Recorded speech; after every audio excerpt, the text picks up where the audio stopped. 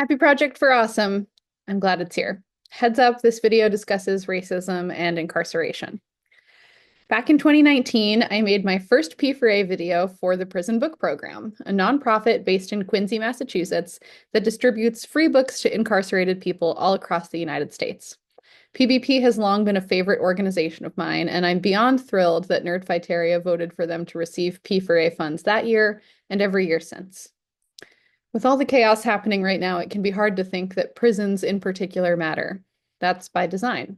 People in prisons are removed from the rest of society, cut off from their communities and loved ones, out of sight and often out of mind.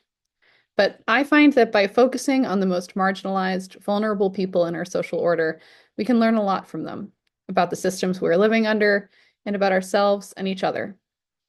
A fantastic starting place for understanding how the interlocking pieces of the prison industrial complex work together in terrifying synchronicity to perpetuate racial oppression is The New Jim Crow by Michelle Alexander.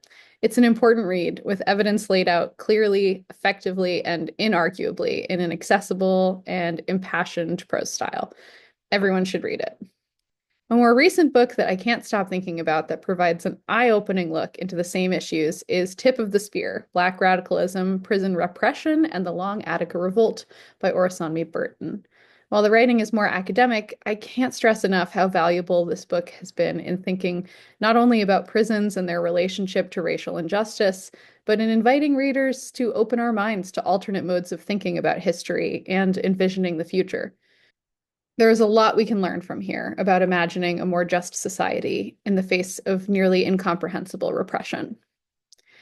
Another thing that both of these books have in common is that they have been banned within many prisons, which are the most restrictive reading environments in the United States. The fear inherent in those bans is poignant. I'll share from Orasanmi Burton's open letter to prison officials about the censorship of his own book, as I think he says it best. The real issue is not that my book may incite riots, but that your hold on power is so fragile, so tenuous, so devoid of legitimacy, that mere words on a page may be enough to make your cages of concrete and steel go up in flames.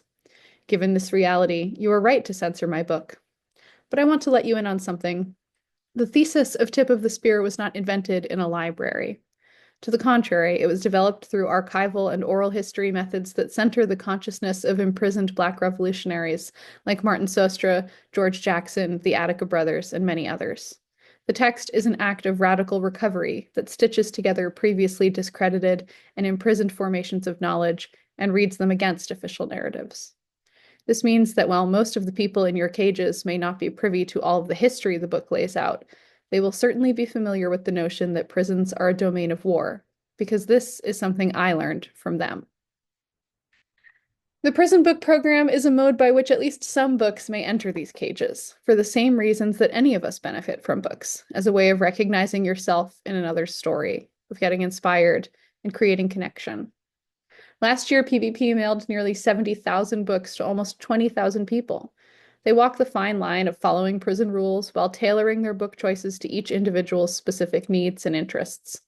You can always support them directly with a donation of money or books from their wish list, and I hope that you'll support their work by voting for them in this year's P4A so they can continue to connect people inside and outside of the American prison system. Thank you, and TFTBA.